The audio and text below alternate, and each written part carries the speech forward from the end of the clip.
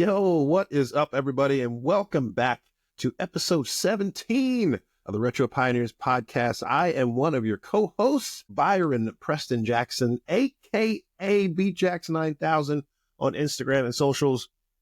Today, I'm here with my co-host, Mr. Justin Hudson, aka Black Boy J, producer, seducer, supreme. How you doing today? Oh, man, I'm doing well, man. Thanks for asking. Doing well. Guys, we have a special guest for you today. You know him on socials as Anime Addict 1999, also known as LJ Lowe to all of his friends. Welcome to the show. How you doing today? Doing good. Thanks for having me, guys. Yeah, man, definitely. No It's a pleasure. You know, I've been seeing you around, hopping into the live streams of myself and Destiny Brushes, hopping in for this show, seeing you on Threads. Pleasure to have you in the show, man. Definitely. Yeah.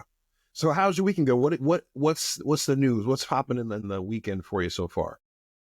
So I was actually kind of busy over the weekend as opposed to doing like my normal schedule of anime reactions and stuff. So I had to push stuff to today and do it today instead of yesterday. Gotcha. Awesome. Yeah, Awesome. I know since you was off, that's you wanted to get a lot done. Yeah. It was like the moment I woke up this morning, I'm like, get up, go to my MacBook, let's record. Got to stay on top of it. Yeah. Yes, sir.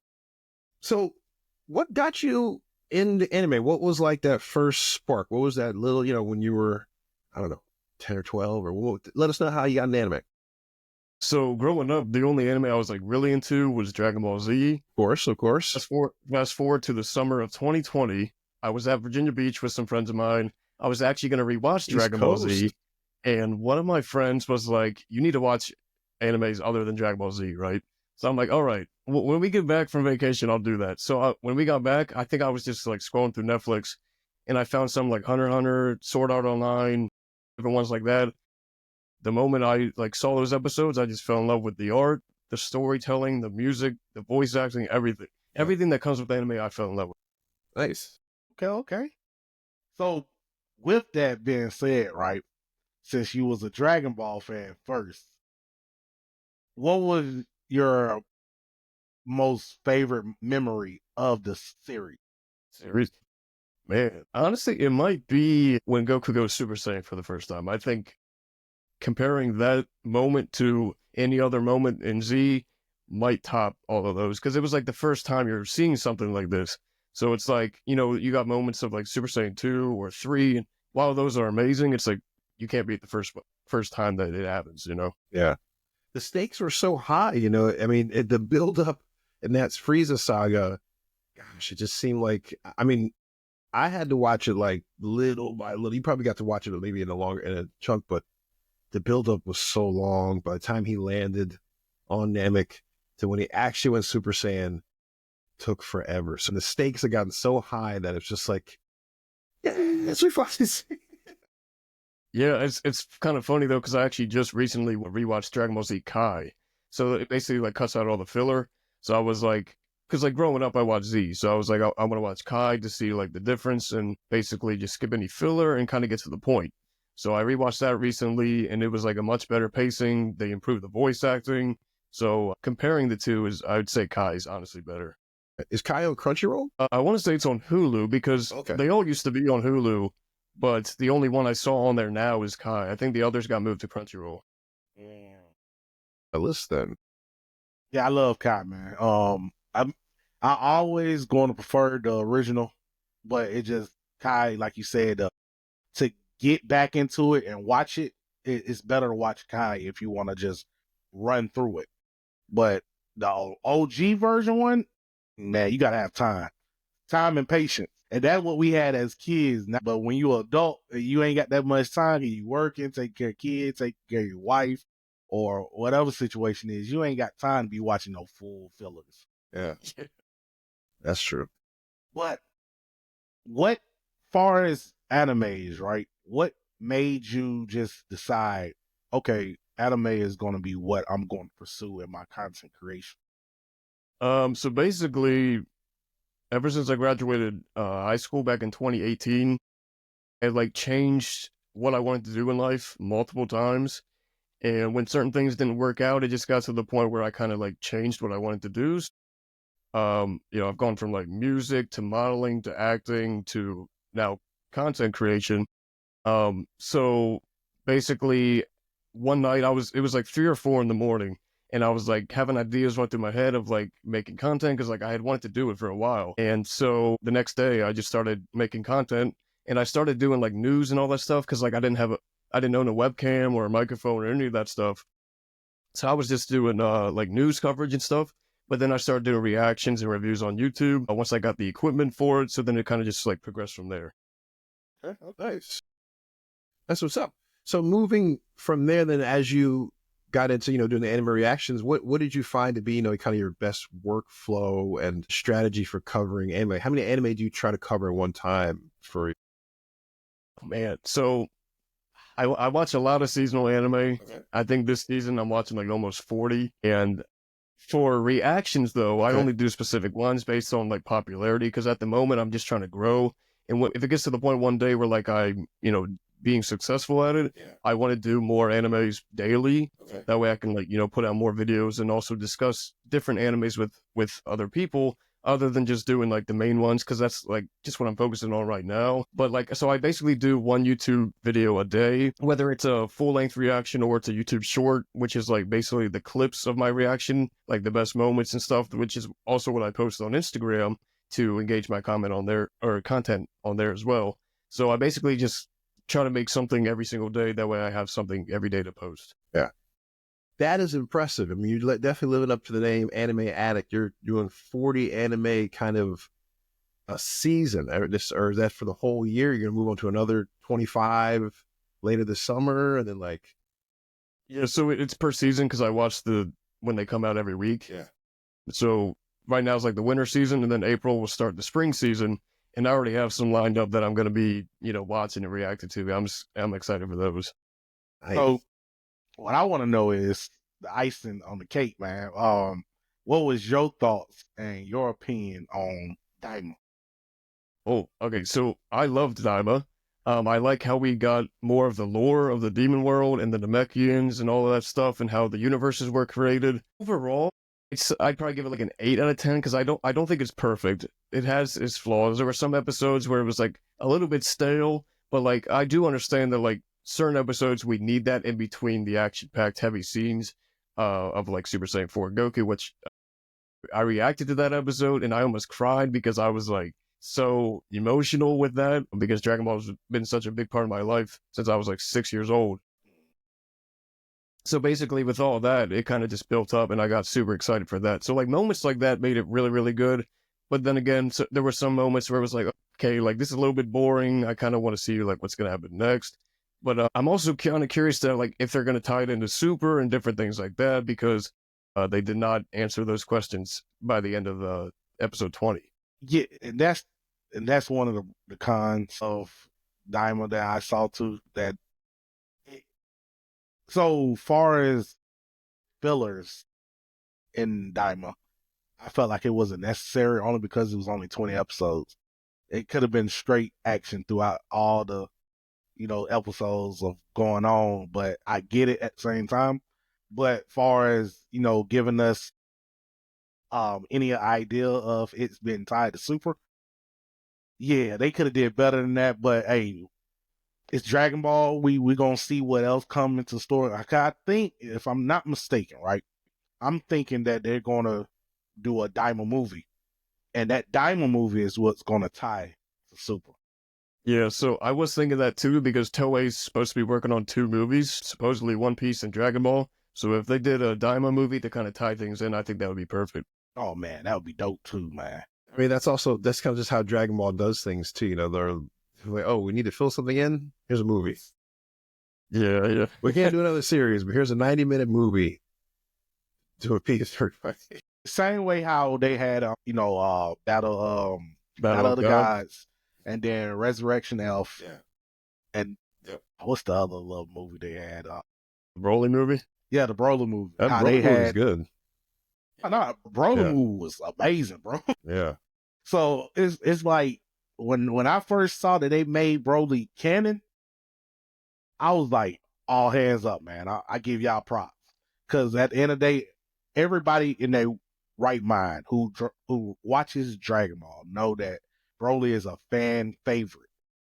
I get why some people don't like this Broly, but at the same time, I'm excited about this Broly because they giving him more character development.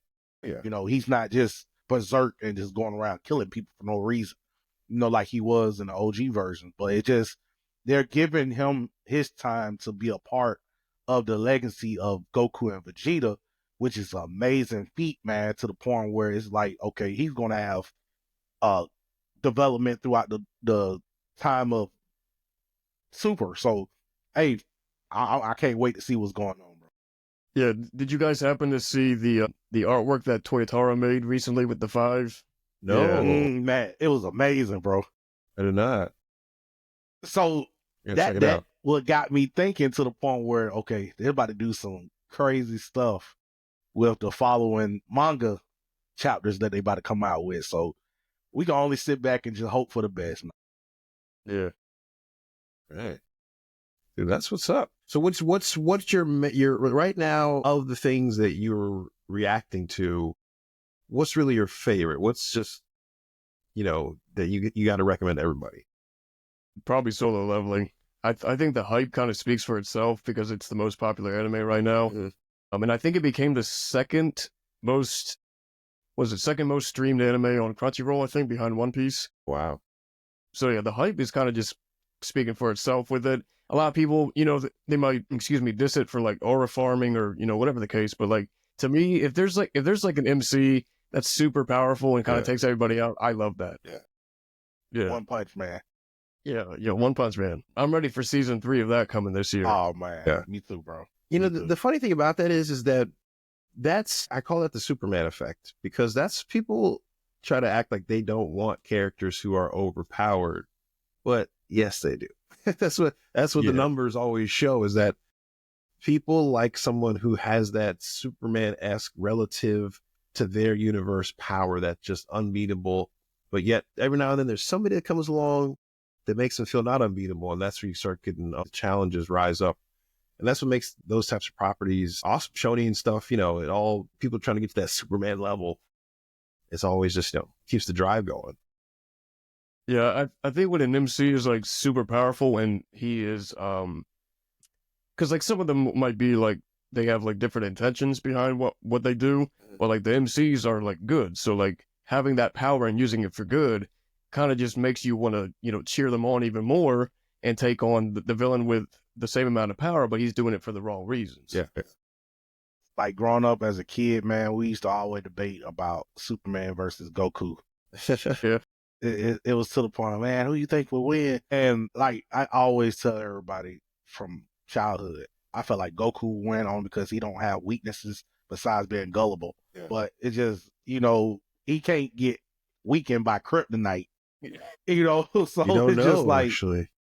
I mean, really, if you cut they tails off, that's what weakens them. But these dudes been getting powerful out no tail, bro. So, but one thing I do want to pinpoint though, with Daima, that didn't make sense to me at all, how Goku was able to turn Super Saiyan 4 with no damn tail.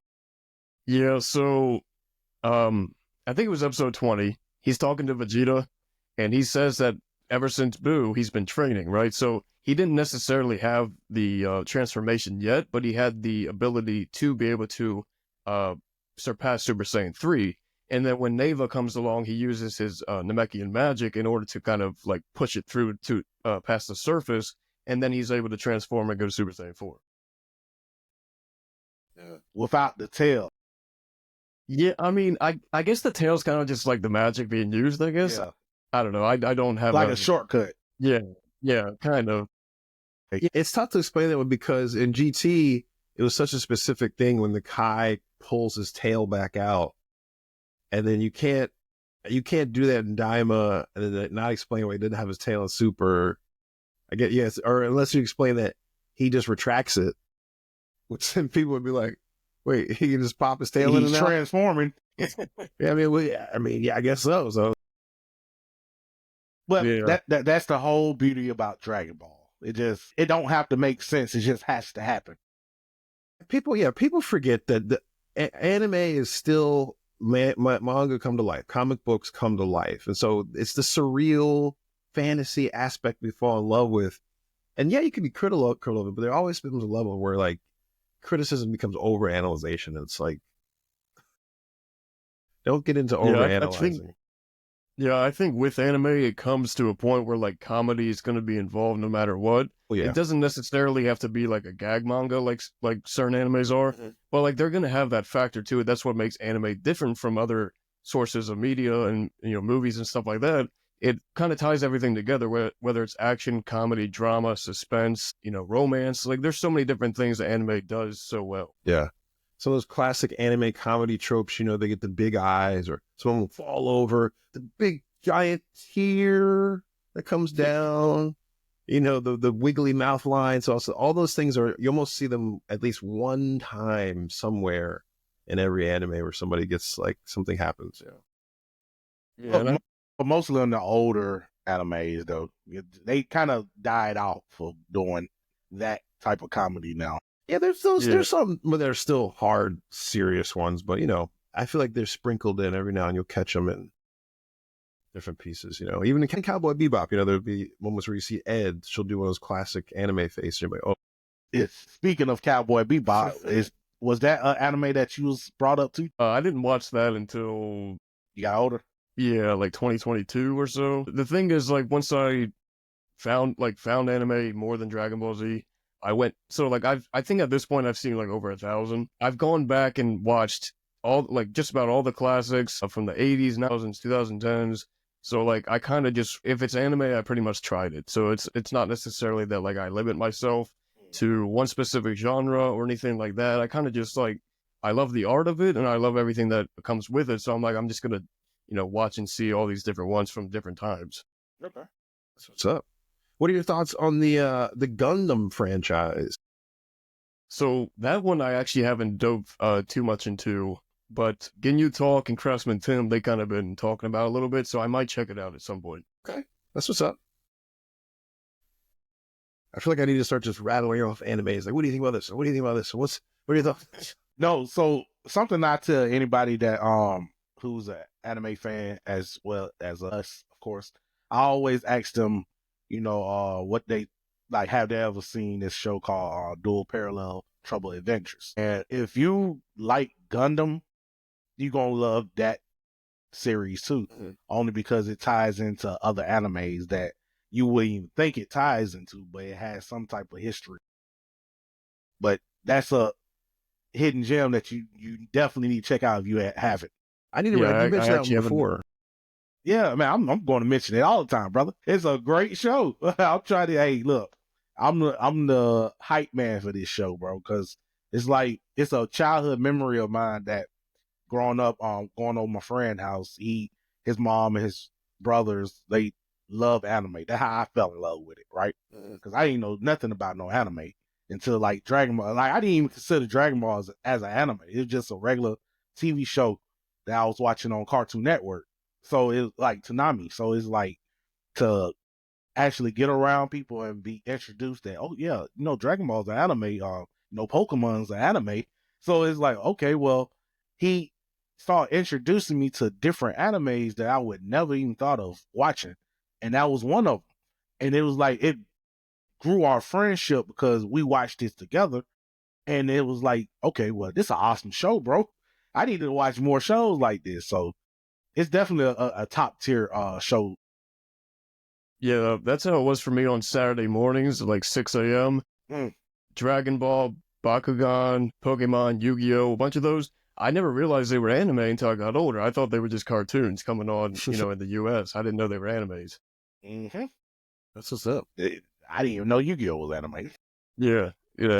Let's flip it just a second. What was probably your most disappointing anime watch? Something that you watched, you're like, oh, that was disappointing.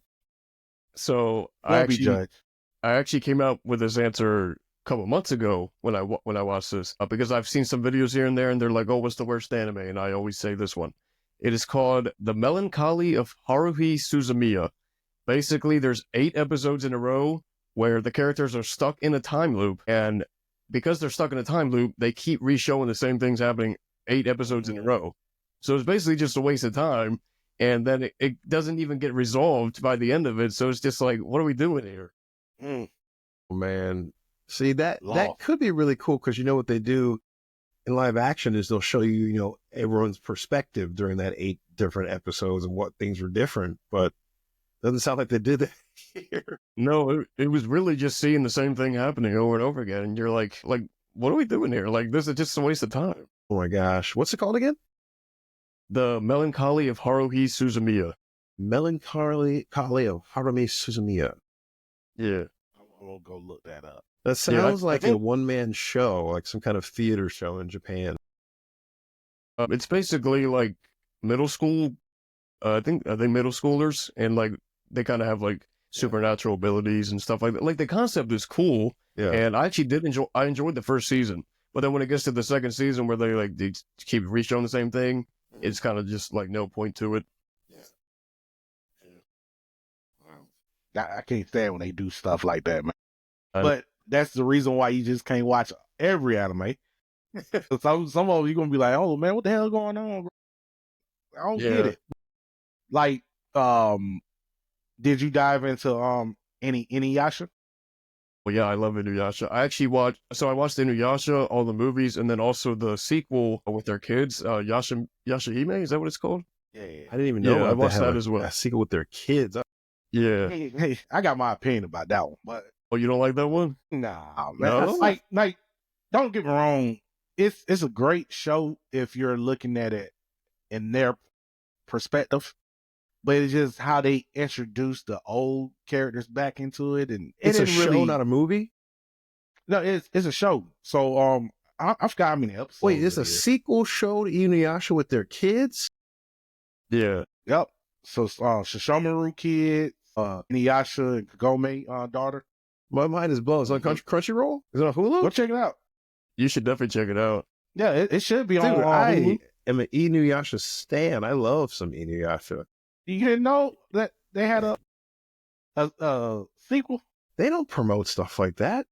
And that's the problem. Just scroll by it. Look, man, like I said before, so if you're going into it looking at it like, okay, I want to see Inuyasha and Shishomaru fight, you're not going to get that. Like, you might see Shishomaru fight a little here and there, but that's it. Like, you're not getting no credit. And that's really almost at the end of the show. But if you're looking at it with a perspective of, okay, I want to see how they kids are and stuff like that, then you will like it. Yeah. It's not a bad show. I don't want to make that out there because LJ can tell you that it's not a bad show. It's just kind of... It's not what you were expecting. It wasn't where you were... Yeah. You were hoping for a new sequel with Inuyasha and Shishomaru, like, ripping and roaring. Let me say it like this, right? As a man, I can't speak for a woman because I'm not a woman. As a man, I'm used to watching Inuyasha and Shishomaru go at it. As a man, watching this chick show about girls fighting and all that, kind of threw me off. I'm gonna say it in that perspective. Now you're gonna have 2 daughters just because of that. Oh yeah, it's coming. Don't worry, it's coming. But check it out. It's a real good show though, man. But it's just like I said, it has its time. Yeah. That's what's up. That's what's up. So, what do we have to look forward to? What's like your next thing you're most excited for? Any kind of new projects in particular? Any particular reviews, segments? So probably within the next 2 weeks or so, I will probably do like reviews of the winter season and stuff like that. Kind of point out like which ones were my favorite, which ones maybe I didn't like. I'll probably do that on Instagram. I may also do like a more in-depth video for YouTube. And that's actually like what I did last year. That was how like I first got started on YouTube, was doing videos like that. So I might dive into that. And then also when spring season starts, I have some that I'm going to be reacting to, like Fire Force Season 3, the new My Hero Vigilantes show coming out. There's a couple other ones there's a brand new one called To Be Hero X. It's like a Chinese anime. Okay. And they kind of blend in together 2D and 3D. And my friend showed me like a teaser of it probably like 2 years ago.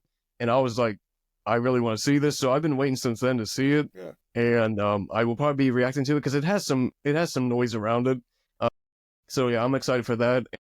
And there's a couple other ones that are kind of slipping my mind, but yeah, so some reactions coming up then. Gotcha. Okay.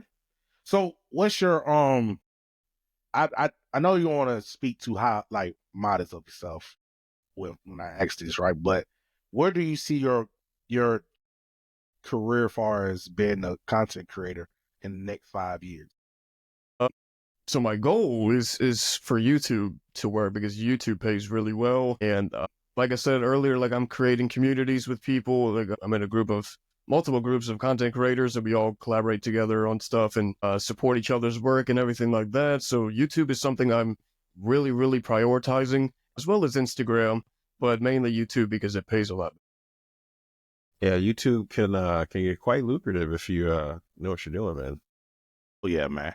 You got to know how to work that system. You learn how to finesse that system, hey, it's gonna work for you. Yeah, I've had to change basically my techniques of like how I edit and just a bunch of different stuff that like when I first started, like if you go back to my old videos, you can tell like they're bad.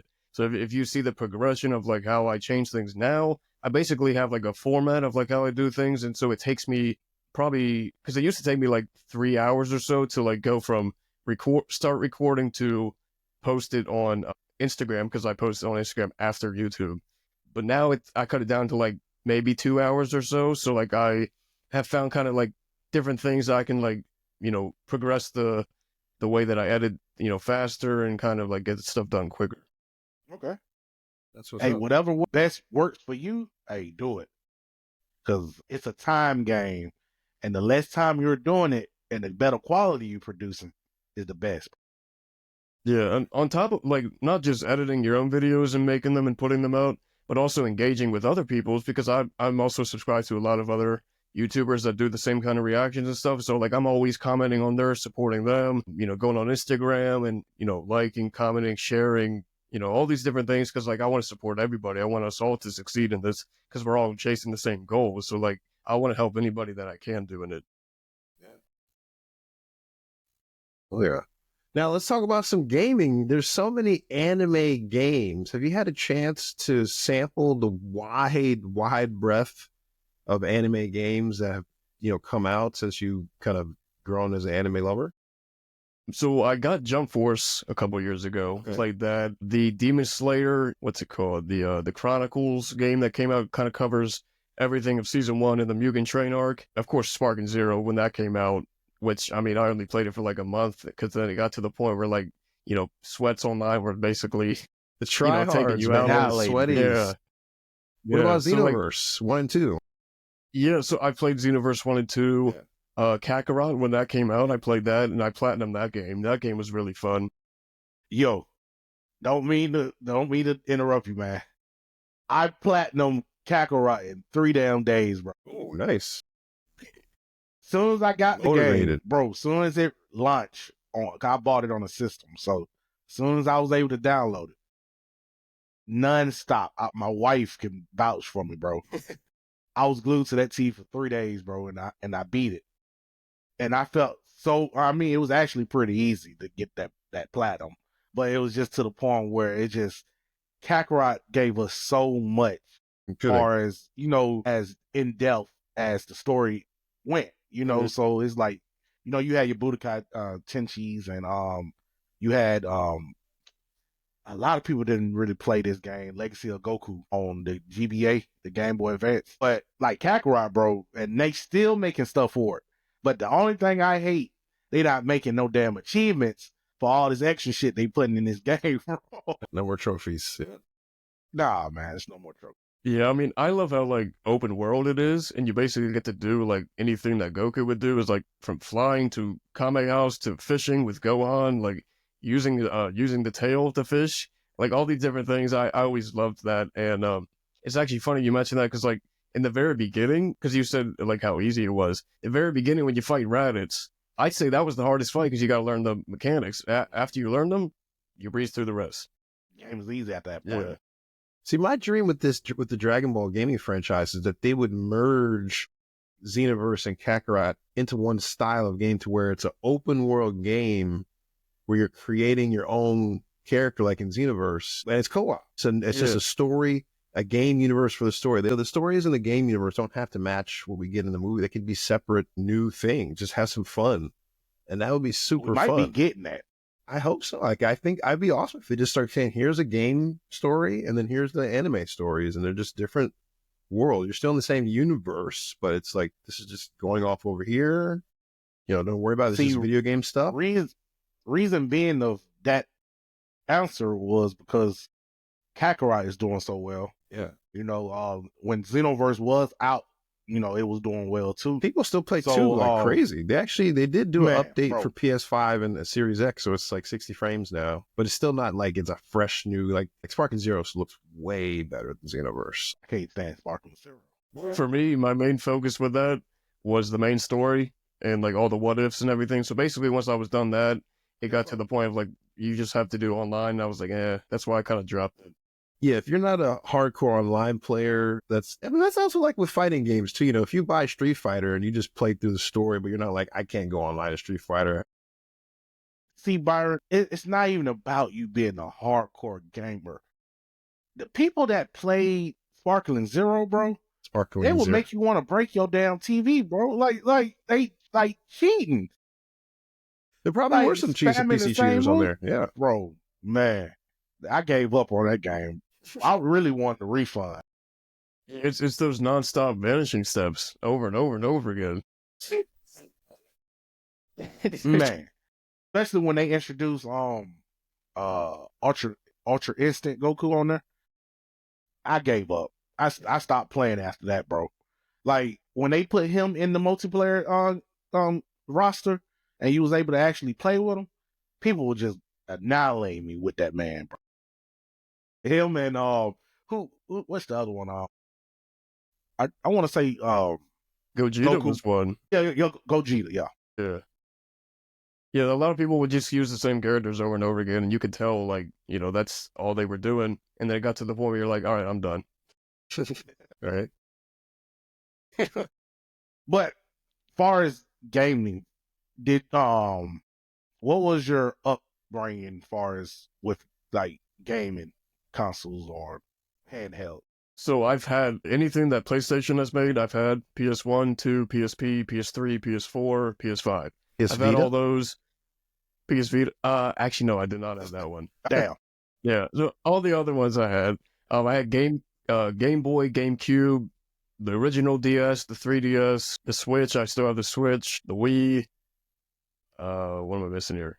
The Atari. I actually had an Atari growing up. Oh man. Yeah, so like I played those games. And so my mom was very strict growing up, so like we were only allowed to play rated E games. So like I was telling you earlier, like Mario Bros has always been a huge part of my gaming growing up. Ratchet and Clank, Spyro, Crash Bandicoot, games like that I've always enjoyed. And when they actually remastered the Crash Bandicoots and also the Spyros, I got those.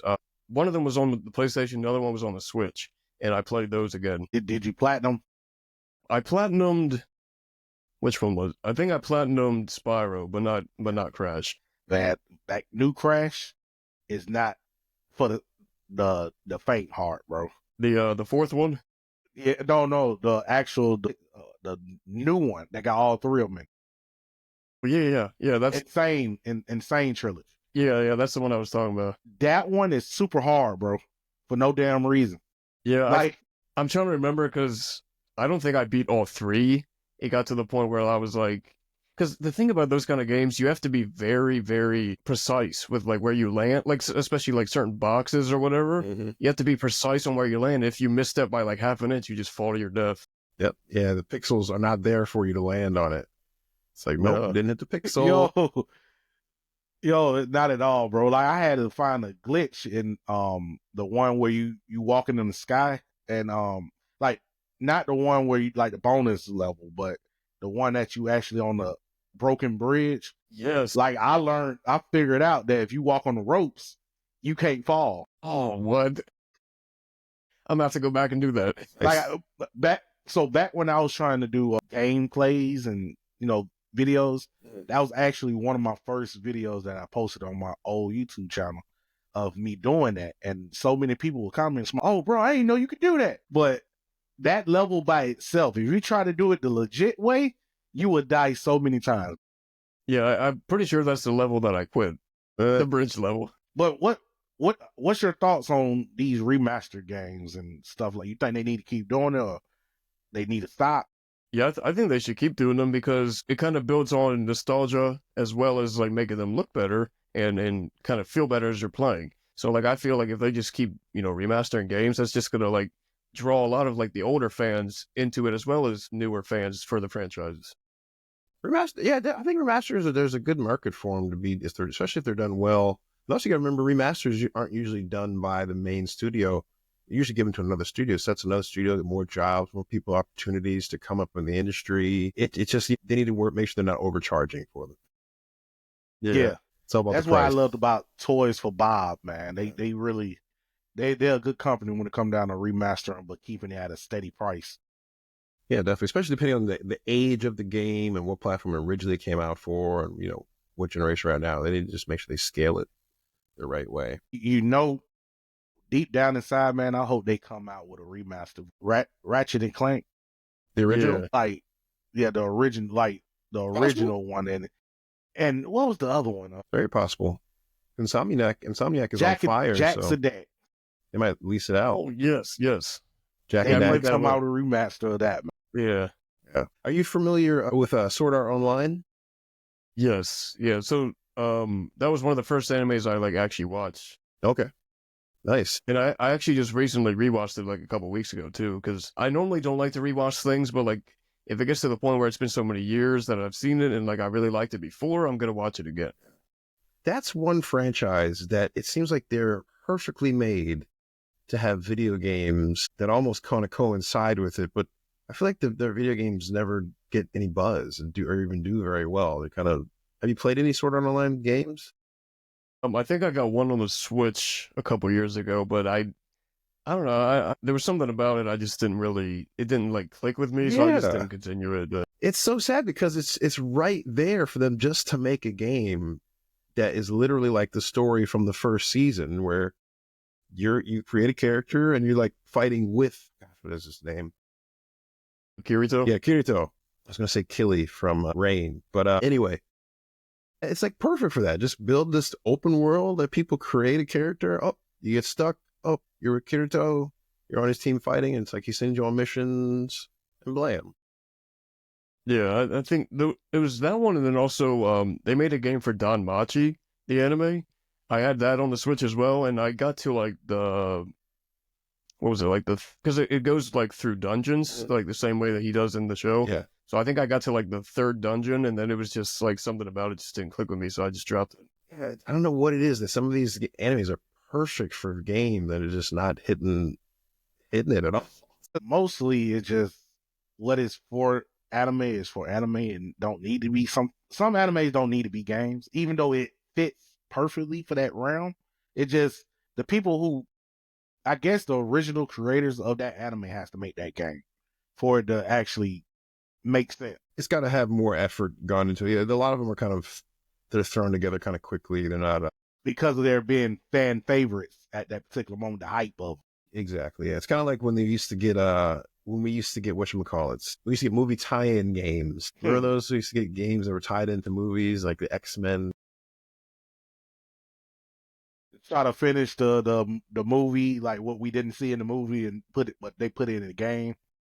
Like whatever, they would just try to tie it in. There was like Matrix had one which actually was pretty good, but there was just this era where they were trying to tie movies in with the games and like. So when you said the Matrix, you're not speaking about that one where Naomi. That one directly coincides with the story of the movie. Yeah. Yeah. Not Path of Neo though. Path of Neo, no. That was just kind of its own thing. Yeah. Okay. Gotcha. Did you you ever play that game on PS2, LJ?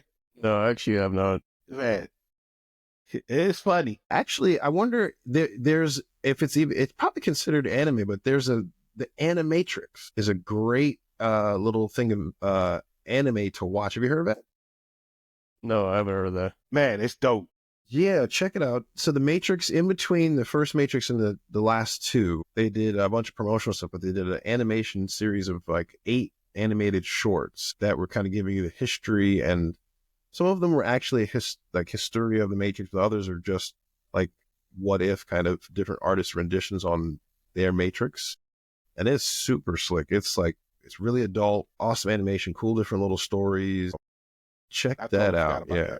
That. I'm not sure where to find it, but just the Animatrix was Yeah, I'll check that out. yeah.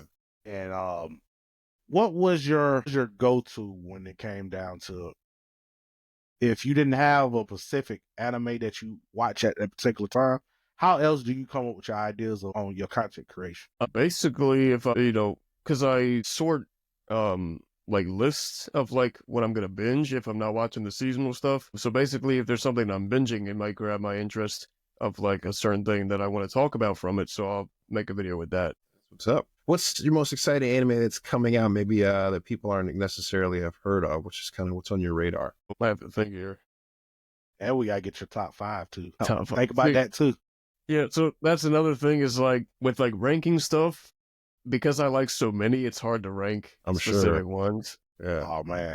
Yeah, and like when it comes to my favorites though, I will say I'm pretty simple. So it's like the shonens are probably my favorite ones, like Dragon Ball, Naruto, One Piece, Bleach, Hunter x Hunter, Fairy Tail. All of those. They're probably my favorite ones. Okay. But like to rank them, it's kind of hard, because I'm like, of course Dragon Ball is my number one, but like other than that, it's like there's so many factors to it to like kind of decipher like what's 2, what's 3, what's 4, what's 5. So it's kind of hard. I get that. Yeah, I get that. Yeah, it's kind of hard to do that. Have you gotten into going to conventions and cosplaying yet? So I actually have not yet, but I plan on going to Anime NYC in August. Craftsman Tim will be going. I believe Destiny Brushes and Swizzy Senpai, because they live up in New York. I think they're going to be there.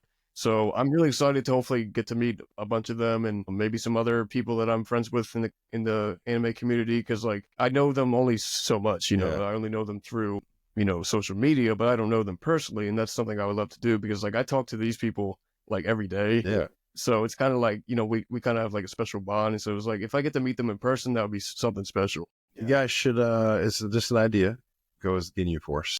Well, that would be tough. Don't do the pose though. I'm picturing Tim as Raccoon. I don't know. You could be Jace. Put some red paint on. Yeah, I think I'd probably fit as Jace, because I'm more of like a smaller build.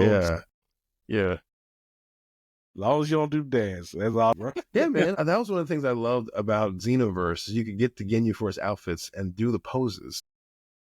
Yeah. Thick. I would put on all the outfits and just sit in there and just do the different poses. Was Ginyu your favorite one? Ginyu was a beast. Of the Ginyu Force, Inverter was what was cool. Inverter? Okay. He was really cool. Yeah. So let me ask you this. Your opinion. Who was your top villain of?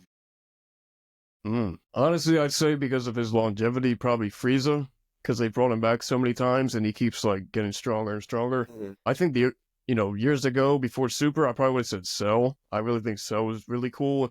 And the fact that he has like the DNA of the Saiyans, the Namekians, Frieza, all of them is really cool. But I'd say now, like with Frieza coming back multiple times, I'd probably say Frieza. Okay. Yeah, what they really did with Frieza and Super was actually, it was really nice. The way they brought him back, they kind of leveled him up really, really nicely. Kept him going. It was well deserved. See, something a lot of people don't realize, even before Super, you kind of had a feeling that they was going to bring Frieza back. Like, because if you kind of think about it, when Goku defeated him on Namek, and then he came back with his dad to planet Earth, in the robot form, that right there was kind of like they invitation that they was going to keep bringing him back, because everybody already know that Frieza was Toriyama's favorite character, besides Goku. But it was just, you could tell that the relationship that Goku and Frieza has, that he's like Goku Batman and Frieza is Joker. They have that relationship. One builds the other, and vice versa. But it was always given that they was going to do more with Frieza in the old shows. Yeah, I really wish they would make like Cooler and Broly and Janemba all Yeah. canon. Like if we got those characters, because I love those villains. So if they were actually canon and maybe had like a canon appearance in Super or something, I think that would be cool. Yeah, yeah. I can see that. Cause only thing I didn't like about Cooler, bro, is just he I don't know. He was annoying a little bit. Like I get it. Frieza annoying as hell, but he's adaptable. Cooler, he just annoying for no damn reason, bro. Like the whole little show, the movies, he was just I don't know. Is Janemba not canon? It's officially not considered canon because I mean it takes place when he's dead and he's just fighting Yeah, Pycon in the afterlife. It's like yeah, this is actually something that like Black Bulma like kind of researched and stuff with an interview from Akira Toriyama. yeah, Technically, everything Dragon Ball, like even the movies and everything, is canon, but it's just different timelines. So it's like from the main timeline, they're not canon, but they are canon to the story. okay. Yeah. So I mean, it's a little bit confusing, and like a lot of people might still say like GT isn't canon, but technically it is. It's just a different timeline. What about That's why we was blessed with Super Saiyan 4. what about the Legend of Tabion? Is that canon? A Wrath of the Dragon? Yeah. Yeah, I think so. Because that's they kind of explain How Trunks gets his in sword. that movie. Yeah, Trunks' sword. Yep. Okay. Like I said, it's just based on a different timeline. Yeah, I mean, especially like the thing is in Destiny, he hates this. He hates the time travel stuff. So it's like the thing with Trunks is like it creates multiple timelines. So it's like it kind of gets confusing to the fans. It's true. It's very true. So, is there anything you want to do as far as who you want to shout anybody out or let everybody know what where they can follow you and everything? All right, I'll get the group chat. I'll just shout out everybody. Yeah. Hey, go ahead. Shout them out. Shout them go out. ahead. All right, we got Bad Blurred Bay, Destiny Brushes, Yeah, yeah. Ginyu Talk Network, Caitlin Sensei, Black Bulma, and he was Craftsman Tim. He just changed his name recently. Let me find his new name. I think it's like Kyo times Tim or something like that. So, yeah. Kyokin Tim. Yeah. Yeah. So shout out to all my friends and fellow content creators. Okay. Yeah, much Hey. respect there. Let us off on Byron. Guys, thank you so much for tuning in. This was another wonderful episode of the Retro Pioneers podcast. We had an anime addict, 1999. LJ Lowe was with us. So guys, make sure you follow him on all the socials, especially on YouTube, where he will be putting out all of his newest and latest react videos for anime and everything in the anime world. We also will be signing off to Mr. Justin Hudson for today. Say goodbye to people. Hey man, I appreciate everybody stopping by watching this special episode with Anime Addict. We had a wonderful time. Also, we always grateful to have Byron on the show to give us his perspectives and characteristics, man. And hey, we appreciate y'all, man. We just want y'all to come back and tune in for the next episode of the Retro Pioneers podcast, and we'll catch y'all next time. Peace. Peace.